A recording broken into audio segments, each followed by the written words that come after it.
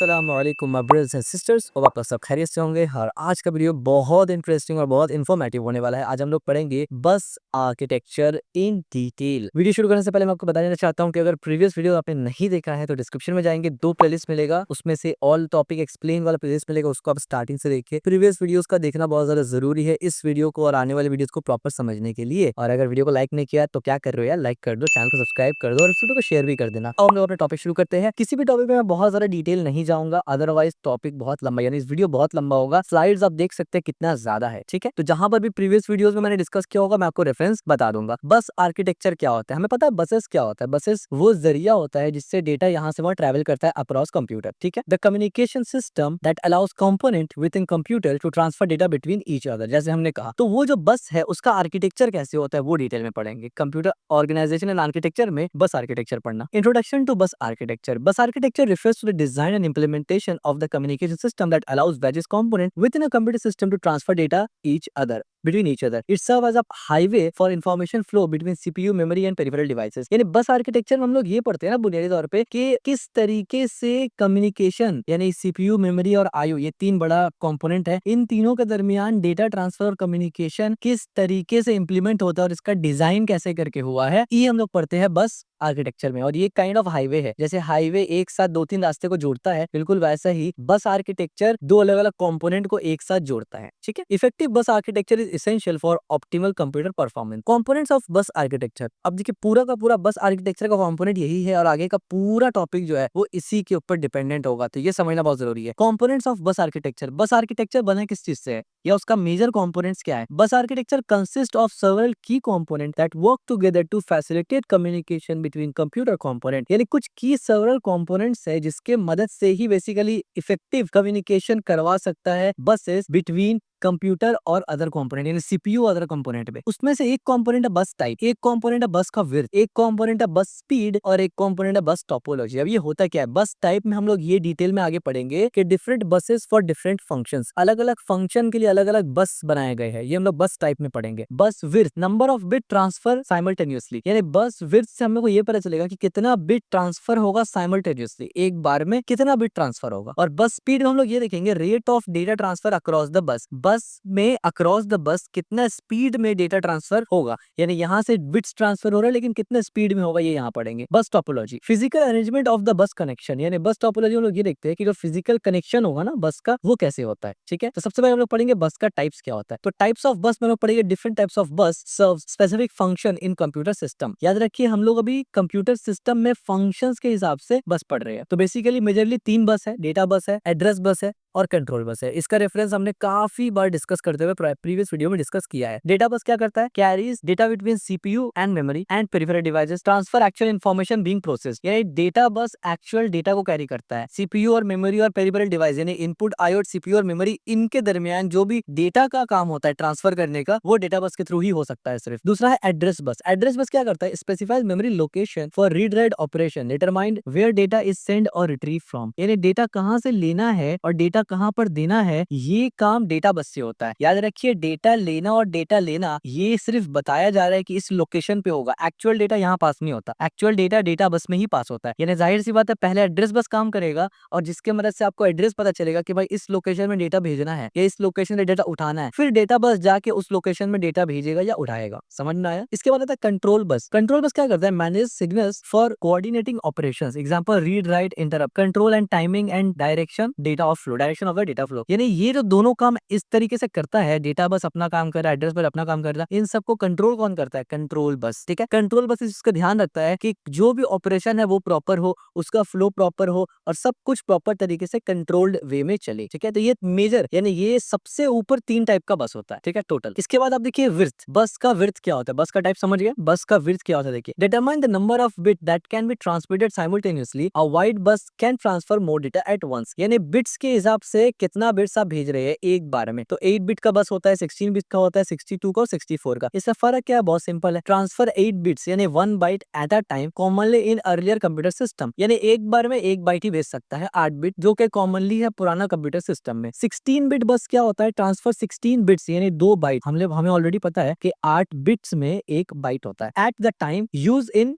Many earlier PC, यानी 16 bit bus भी पुराना पीसी में इस्तेमाल होता था, जहां पर 16 बिट्स भेजा जाता था एक बार में, ठीक है। इसके बाद 32 बस आर्किटेक्चर रिफर्स 32 बस यानी 4 byte at a time, standard in many modern systems. बहुत सा मॉडर्न सिस्टम में आपका कंप्यूटर में भी हाईली चांसेस है कि 32 बिट बस ही इस्तेमाल हो रहा होगा, जिसमें एक बार में 4 बाइट भेजा जाता है। और इसके बाद है 64 बिट बस, जिसमें ट्रांसफर 64 बिट यानी total 8 byte at the time, commonly in high performance system, यानी जो हाई परफॉर्मेंस सिस्टम होते हैं मॉडर्न टाइम में, उसमें 64 बस आर्किटेक्चर भी हो सकता है, जिसमें कोई डिफिकल्ट नहीं था। आप इजीली समझ गए कि बस विड्थ आर्किटेक्चर में हम लोग ये समझते हैं कि कितना साइज या कितना विड्थ एक बार में वो बस कैरी करेगा, एक बार में कितना विड्थ कैरी करेगा। तो 1 बाइट कर सकता है, 2 बाइट कर सकता है, 4 बाइट कर सकता है और 8 बाइट कर सकता है, यानी 8 बिट, 16 बिट, 32 बिट और 64 बिट। ठीक हो गया। नेक्स्ट टॉपिक, बस speed, major how fast data can be transferred across the bus, express in MHz और GHz, मेगाहर्ट्ज या गीगाहर्ट्ज, इंडिकेटिंग साइकिल्स पर सेकंड, यानी मेजर करना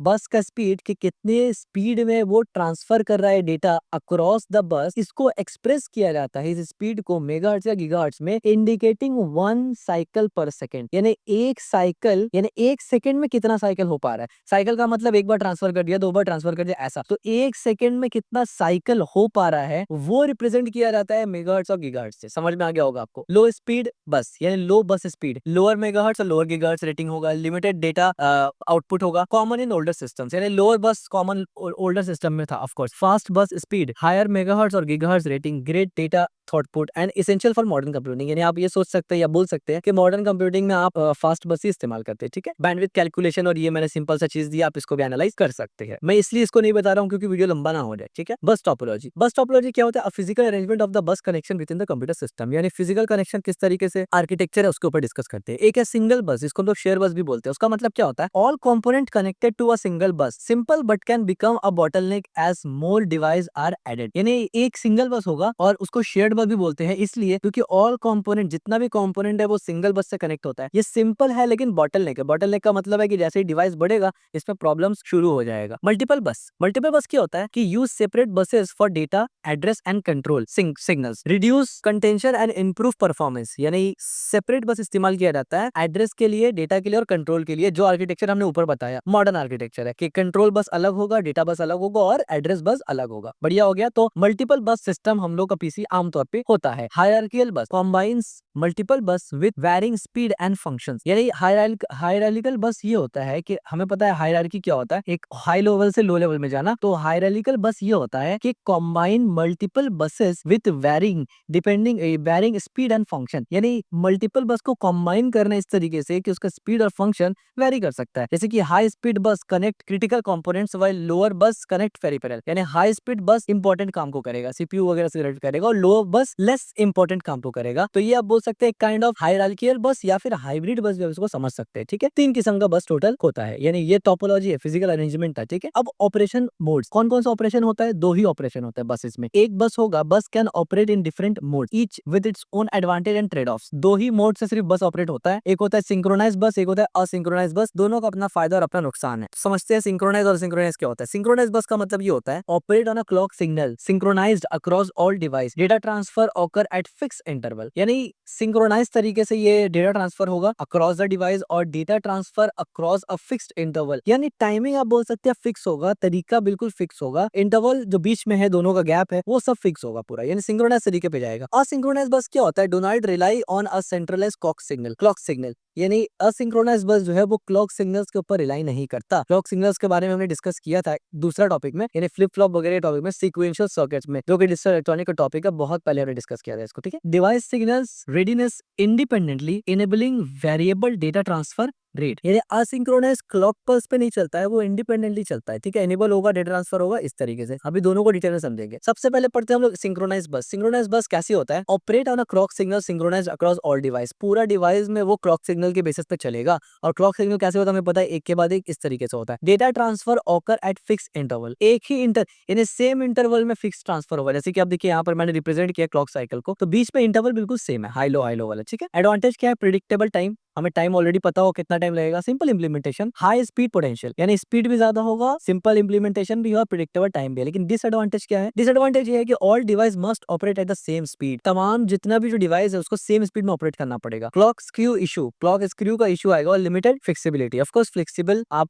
नहीं रह सकते। तो इसको आप एक बार चेकआउट कर सकते हैं वीडियो को पॉज करके, यहाँ पर मैंने विजुअली रिप्रेजेंट करने का कोशिश किया है। इसके बाद आता है असिंक्रोनाइज बस। असिंक्रोनाइज बस क्या होता है? Do not rely on centralised clock signal, यानी जो सेंट्रलाइज्ड क्लॉक सिग्नल है 10 का ऊपर नीचे होकर जाता है, उस पर रिलाई नहीं करता। डिवाइस सिग्नल रेडीनेस इंडिपेंडेंटली, यानी डिवाइस का सिग्नल इंडिपेंडेंटली काम करेगा। Enables variable data transfer rate, ठीक है। एडवांटेज क्या है? Support device of different speed, different speed का डिवाइस भी सपोर्ट करेगा। ऑफ कोर्स जितना भी कंपोनेंट है सबका स्पीड सेम तो नहीं है ना। मोर फ्लेक्सिबल, ज्यादा फ्लेक्सिबल है। नो क्लॉक स्क्रू इशू, इसमें कोई क्लॉक स्क्रू का इशू नहीं है क्योंकि क्लॉक इस्तेमाल ही नहीं हो रहा है इसमें। डिसएडवांटेज क्या है? More complex implementation, implementation complex है। Slower due to handshake, handshake होने की वजह से स्लोअर है। ये हैंडशेक क्या होता है हम लोग आगे पढ़ेंगे। लेस प्रेडिक्टेबल टाइम, इसका टाइम प्रेडिक्टेबल नहीं होता, ठीक है। और ये इस तरीके से मैंने विजुअलाइज को करने का कोशिश किया है। इसके बाद आप देखिए बस आर्बिट्रेशन। बस आर्बिट्रेशन क्या होता है? When multiple devices need to use the bus simultaneously, a mechanism is needed to determine which device get control. अब देखिए बस आर्बिट्रेशन में हम लोग ये पढ़ते हैं ना कि अभी तक हमने जो रूल पढ़ा, जो रूल हमने पढ़ा वो तो ठीक है, लेकिन मिसलिनियस चीज हम लोग पढ़ते हैं कि जो इस रूल में ना है। अभी तक हमने ये पढ़ा कि भाई किस तरीके से डेटा ट्रांसफर करता है, उसका रेट क्या होगा, स्पीड क्या होगा। लेकिन अब मान लीजिए दो डिवाइस कनेक्टेड है और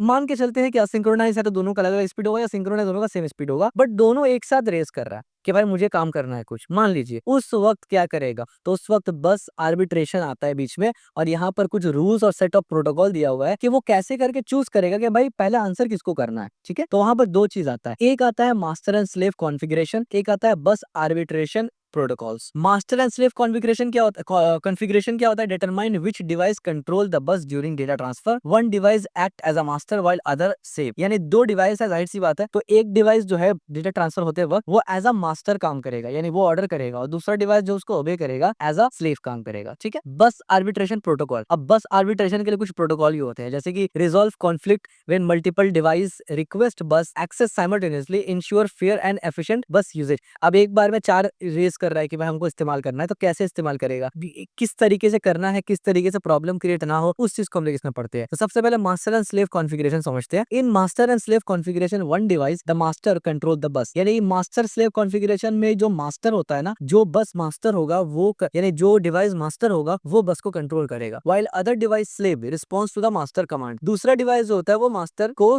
ये करता है, यानी ओबे करता है, बेसिकली कमांड को रिस्पॉन्ड करता है कमांड का। अब मास्टर डिवाइस क्या होता है और स्लेव डिवाइस कौन होगा? देखिए मास्टर डिवाइस कौन है? इनिशिएट ऑल बस ट्रांजैक्शन, जो मास्टर होगा वो तमाम ट्रांजैक्शन, यानी पूरा का पूरा बस कैसे काम करेगा उसको इनिशिएट करता है। Control address and control signals, यानी कंट्रोल एड्रेस और कंट्रोल सिग्नल दोनों को वही कमांड करता है कि कौन किया जाएगा। टिपिकली द सीपीयू और डीएमए कंट्रोलर, यानी आमतौर पे मास्टर डिवाइस वो सीपीयू ही होता है, क्योंकि सीपीयू में कंट्रोल यूनिट है, वही सबको कंट्रोल करता है, ठीक है, इस वे पे। और स्लेव रिस्पांस क्या होता है? यानी स्लेव डिवाइस कौन होता है? रिस्पांस टू मास्टर कमांड, यानी सीपीयू जब बोलता है तो मेमोरी उसको कमांड से मानता है, और इसमें मेमोरी और आईओ डिवाइस दोनों आ जाता है। Cannot initiate transaction on their own, ये खुद से कुछ नहीं कर सकते, ठीक है। यानी आमतौर पे सीपीयू मास्टर डिवाइस होता है, मेमोरी और आईओ स्लेव डिवाइस होता है। तो पूरा का पूरा कंट्रोल किसके पास होता है? सीपीयू के पास होता है, और सीपीयू बोलता है भाई ये करो तो मेमोरी और आईओ उसको मानता है। तो आई होप आपको क्लियर हो गया होगी कि मास्टर और स्लेव कॉन्फ़िगरेशन कैसे होता है। इससे क्या होता है कि जो प्रॉब्लम है उसको सॉल्व किया जाता है। इसका एग्जांपल कुछ इस तरीके से है, आप इसको एक बार विजुअलाइज कर सकते हैं, ठीक है। अब इसके बाद आते हैं बस आर्बिट्रेशन प्रोटोकॉल में। बस आर्बिट्रेशन प्रोटोकॉल का मतलब ये है कि कुछ ऐसे प्रोटोकॉल लिखे गए हैं जिसके बेसिस पे कैसे करके कॉन्फ्लिक्ट को रिजॉल्व किया जाएगा जब मल्टीपल डिवाइस रिक्वेस्ट करेंगे बस एक्सेस के लिए, ठीक है। Protocols that resolve conflict when multiple device request bus access simultaneously, यानी एक ही वक्त में अगर मल्टीपल डिवाइस रिक्वेस्ट करेंगे तो किस तरीके से वो हैंडल करेगा, ये हम लोग पढ़ते हैं बस आर्बिट्रेशन प्रोटोकॉल में। इसमें चार प्रोटोकॉल मेजरली आता है। एक है डेजी चेन आर्बिट्रेशन, एक है फिक्स्ड प्रायोरिटी आर्बिट्रेशन, एक है रोटेटिंग प्रायोरिटी आर्बिट्रेशन, और एक है फेयरनेस आर्बिट्रेशन। ये चार को समझते हैं। सबसे पहले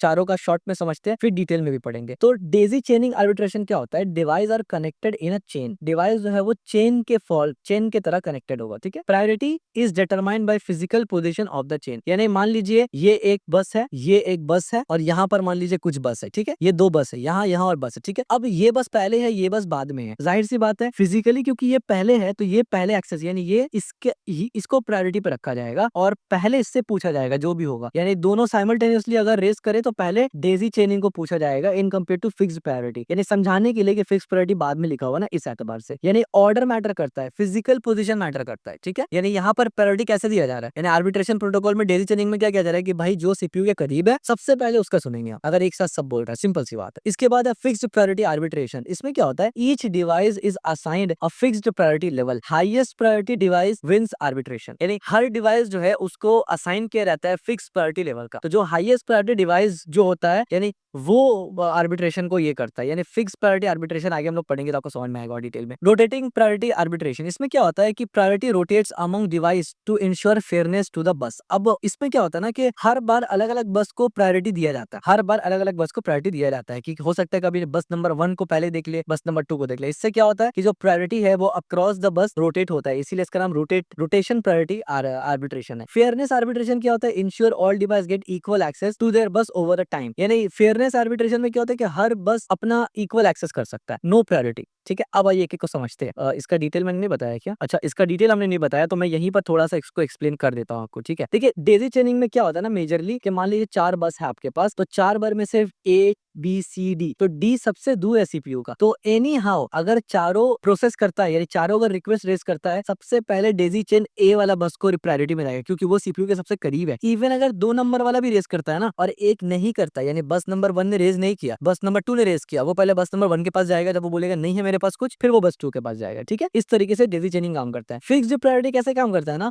कि सबको फिक्स प्रायोरिटी दिया हुआ है, लेकिन जो उस फिक्स प्रायोरिटी को रेज करेगा यानी जो जीतेगा, जो कहेगा, उसको एक्सेस मिल जाएगा, ठीक है। रोटेटिंग प्रायोरिटी आर्बिट्रेशन में क्या होता है कि मान लीजिए ए बी सी डी 4 बस है मेरे पास, अब कुछ वक्त ए के पास प्रायोरिटी होगा, यानी कोई भी अगर चारों में से एक्सेस करे तो ए को पहले पूछेगा सीपीयू, बी के पास जब प्रायोरिटी होगा तो चारों में से किसी को प्रॉब्लम होगा तो बी को पहले पूछेगा, इस तरीके से प्रायोरिटी रोटेट होगा। फेयरनेस आर्बिट्रेशन में क्या होता है कि सबका प्रायोरिटी सेम होगा, यानी जब जो पूछेगा उसको एक्सेस दिया जाएगा, लेकिन आमतौर पे फेयरनेस आर्बिट्रेशन इस्तेमाल नहीं होता क्योंकि उसमें हार्डवेयर कॉस्ट बहुत ज्यादा बढ़ जाता है, ठीक है। अब देखिए टाइप्स ऑफ बस can be categorised based on their function and location with in the computer system. अब इससे पहले हमने बस का तो मेजर टाइप पढ़ा था ना, control bus, address bus, data bus, लेकिन बस को कैटेगराइज उसके फंक्शन और लोकेशन के एतबार से भी किया जा सकता है। जैसे कि सिस्टम बस हो गया, वो क्या करता है, connect major system component like CPU, memory and chip, यानी ये भी तो आपस में कनेक्ट होता है ना, इसको कनेक्ट करने के लिए हम लोग बोले थे सिस्टम बस, यानी सिस्टम बस के अंदर ये सब टॉपिक आ जाएगा, ये सब कनेक्ट कर रहा है। एक होता है पेरिफेरल बस, यानी इनपुट आउटपुट डिवाइस को कनेक्ट करने के लिए, बल्कि इनपुट आउटपुट नहीं सिर्फ peripheral links external device use and USB, साटा और पीसीआई एक्सप्रेस, ठीक है। यानी हमें पता है कि कंप्यूटर में हमें पीसीआई एक्सप्रेस इस्तेमाल करते हैं, साटा केबल इस्तेमाल करते हैं और यूएसबी इस्तेमाल करते हैं, ये सब पेरिफेरल बस है, तो इसीलिए इसका एक कैटेगरी बना दिया जाता है क्योंकि सबका काम अलग अलग होता है ना। इंटरनल बस एक नाम बना दिया गया जिससे facilitate communication with in CPU और चिप कंपोनेंट, यानी सीपीयू और चिप के अंदर फिर एक इंटरनल बस भी आप बना सकते हैं, यानी काम के एतबार से। तो मेजर 3 ही काम होता है सिस्टम बस में, सिस्टम वाला काम होता है, सीपीयू का इंटरनल काम अपना होता है और एक्सटर्नल काम होता है, ठीक है। यानी यहाँ पर मेमोरी वाला काम होगा या सीपीयू का अपना काम है और यहाँ पर पेरिफेरल डिवाइस का काम होगा, ठीक है। अब देखिए बस सिस्टम का मतलब क्या हुआ, connect major system component like CPU, memory and chips, it's the primary communication pathway in the computer system, यानी जब आप मेजर कंपोनेंट को एक जगह जोड़ते हैं सिस्टम बस की मदद से या दूसरे बस की मदद से, सीपीयू, मेमोरी एंड चिपसेट्स को, तो एक पाथवे बनता है, कम्युनिकेशन पाथवे बनता है कंप्यूटर सिस्टम में, यानी सब साथ में काम कर सकता है। फॉर एग्जांपल फ्रंट साइड बस, अब एक फ्रंट साइड बस आप बोल सकते हैं जिसमें जो कनेक्ट करता है सीपीयू को मेमोरी से और कंट्रोल हब से, कॉमन इन ओल्डर सिस्टम, और ये ओल्डर सिस्टम में कॉमन है। इसी तरीके से एक होता है क्विक पाथ इंटरकनेक्ट जिसको क्यूपीआई भी कहा जाता है।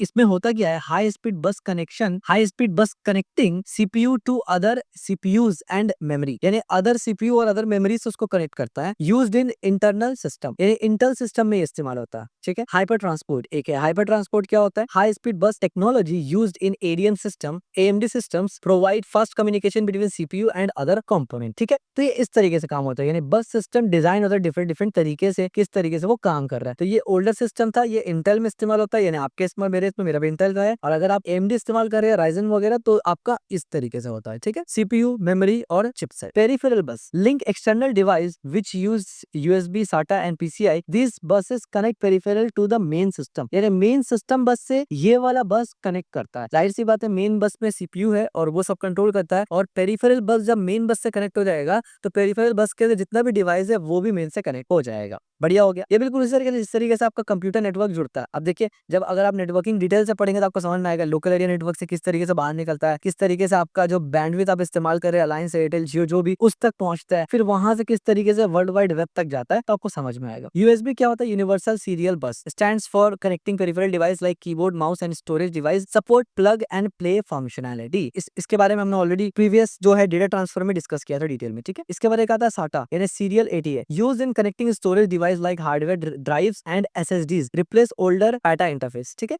ये एसएसडी आज का फेमस है, हमें पता है एसएसडी इस्तेमाल करते हैं हम लोग, एचडीडी हम लोग और इस्तेमाल नहीं करते क्योंकि वो स्लो है बहुत ज्यादा। पीसीआई एक्सप्रेस, पीसीआई क्या होता है? हाई स्पीड बस for connecting expansion cards like graphic card and network cards वगैरह, ठीक है। इसके बाद एक आता है इंटरनल बस, इसके बारे में हमने बात किया था यहाँ पर इंटरनल बस के बारे में, ठीक है। ये सिस्टम बस के अंदर हमने बात किया था, सिस्टम बस के अंदर बहुत सा होता है, ये इंटरनल बस है, ठीक है। तो अब देखिए यहाँ पर हम बात किया ना सिस्टम बस, तो सिस्टम बस को यहाँ डिटेल में डिस्कस किया हमने, पेरिफेरल बस को डिटेल में डिस्कस किया। अब हम लोग डिस्कस कर रहे हैं इंटरनल बस को। इंटरनल बस में क्या होता है? Facilitate communication with in CPU और चिपसेट कंपोनेंट, यानी ये फैसिलिटी प्रोवाइड करता है इंटरनल बस के सीपीयू और चिपसेट आपस में कम्युनिकेट कर सके। These bus are not directly accessible to user और एक्सटर्नल डिवाइस। और ये जो इंटरनल बस है ना, ये इंटरनल बस आप बोल सकते हैं ये प्राइवेट बस है जो कि बाहर का डिवाइस एक्सेस नहीं कर सकता, यानी एक्सटर्नल डिवाइस या यूजर एक्सटर्नल डिवाइस को एक्सेस नहीं कर सकता। ये सीपीयू का इंटरनल बस है, जैसे कि हमने बताया सीपीयू इंटरनल बस और चिपसेट इंटरनल बस। तो इस इंटरनल बस के अंदर दो बस आता है, एक सीपीयू का इंटरनल यानी आप बोल सकते हैं सीपीयू का प्राइवेट बस है, और एक चिपसेट का प्राइवेट बस है। अब सीपीयू का जो इंटरनल बस है वो करता क्या है? Connect various component in the CPU like such as ALU registers and cache memory. हमें पता है सीपीयू के बारे में हमने बहुत डिटेल पढ़ के ऑलरेडी आया है। तो एएलयू रजिस्टर और कैश मेमोरी को कनेक्ट कौन करता है? सीपीयू का इंटरनल बस करता है।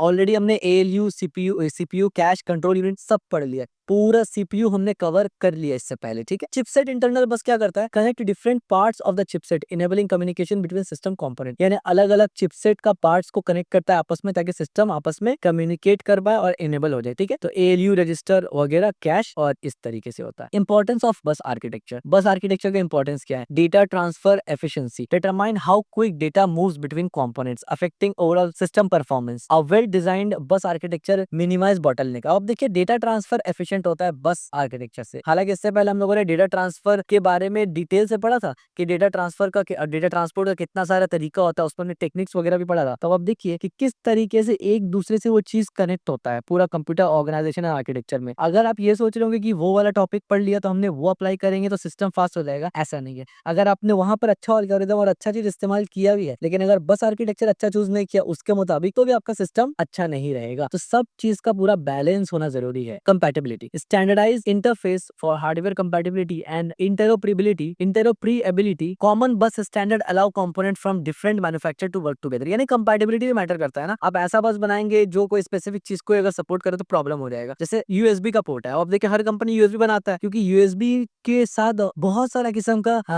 पेरिफेरल डिवाइस जो है वो कनेक्ट कर जाता है, ठीक है। और भी इसमें काफी सारा चीज है बट वो डिफरेंट टॉपिक से आ जाएगा related. Scalability, support expansion through additional device और हायर डेटा रेट, यानी एक्सपेंशन जरूरी है, यानी जरूरत हो सकता है कि आपको बाद में उसको एक्सपैंड करना हो, अपग्रेड करना हो, जिसको स्केलेबिलिटी बोलते हैं, यानी लॉन्ग टर्म के लिए। तो वो स्केलेबिलिटी भी होना चाहिए, स्केलेबल भी होना चाहिए। Good bus architecture allow system to grow and adopt to a new requirement. जाहिर सी बात है बस आर्किटेक्चर को सॉफ्टवेयर तो नहीं है कि कल अपडेट कर देंगे, वो एक हार्डवेयर कंपोनेंट है। अगर आप उसको ऑप्टिमाइज करके नहीं डालेंगे तो कुछ साल बाद वो हार्डवेयर बहुत सारा चीज के लिए स्केल नहीं हो सकता या कंपैटिबल नहीं हो सकता, ठीक है। The design of bus architecture is fundamental to computer performance, influencing everything from processing speed to expandability. अब आप ये सोच रहे होंगे यार सीपीयू तो स्पीड देखता था, फिर डेटा हमने देखा वो स्पीड देखता था, बस भी देखता है। तो एक बात समझिए, सीपीयू जो प्रोसेस करता है डेटा में, जो डेटा ट्रांसफर होता है वो सब बस के थ्रू होता है ना। तो अगर बस ही गड़बड़ हो जाएगा तो वो खुद में फास्ट है लेकिन फिर भी स्लो काम करेगा क्योंकि बस ठीक नहीं है। तो हर चीज का प्रॉपर बैलेंस होना जरूरी है। यहाँ पर एग्जांपल देख लेते हैं कुछ, जैसे कि एग्जांपल ऑफ बस आर्किटेक्चर का। पीसीआई बस में क्या होता है? पेरिफेरल कंपोनेंट इंटरकनेक्ट बस for connecting hardware peripheral device, common in older system for expansion card, ठीक है। ओल्डर सिस्टम में इसका पीसीआई इस्तेमाल हो रहा था एक्सपेंशन कार्ड के लिए, किसी चीज को एक्सपैंड करने के लिए। यूएसबी बस उसके बाद आया, वो क्या होता है? यूनिवर्सल सीरियल बस for external devices like keyboard, mouse and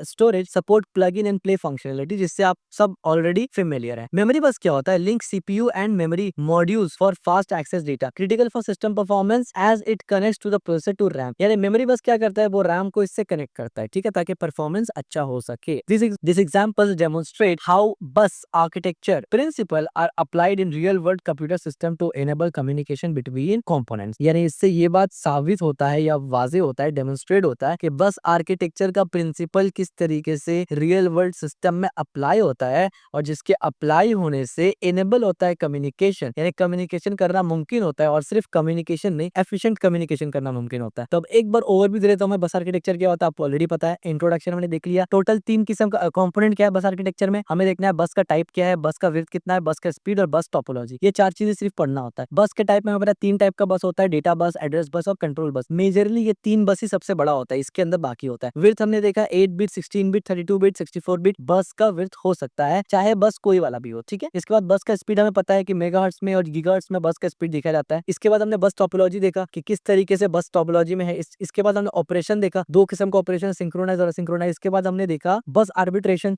के अगर एक बार में 2 डिवाइस रेस करे तो बस किस तरीके से हैंडल करेगा। मास्टर स्लेव देखा और कुछ प्रोटोकॉल्स देखा। प्रोटोकॉल्स में हमने देखा Daisy चेनिंग, fix priority, rotation priority और फेयरनेस आर्बिट्रेशन। इसके बाद बस टाइप इंटरनल देखा, जिसमें सिस्टम, पेरिफेरल और इंटरनल बस देखा, ठीक है। और इसके बाद फिर हमने इंपॉर्टेंस देखा एंड दैट्स इट। तो ये था कंप्लीट डिटेल डिस्कशन और गाइड बस आर्किटेक्चर के ऊपर। तो अगर आई होप आपको वीडियो समझ में आया होगा, तो अगर आया है तो लाइक जरूर करके जाना, शेयर जरूर करके जाना, सब्सक्राइब चैनल को जरूर करना, और कमेंट में जरूर बताते जाना कि कैसा लग रहा है, मजा आ रहा है कि नहीं आ रहा है, कोई इंप्रूवमेंट हो या कुछ भी।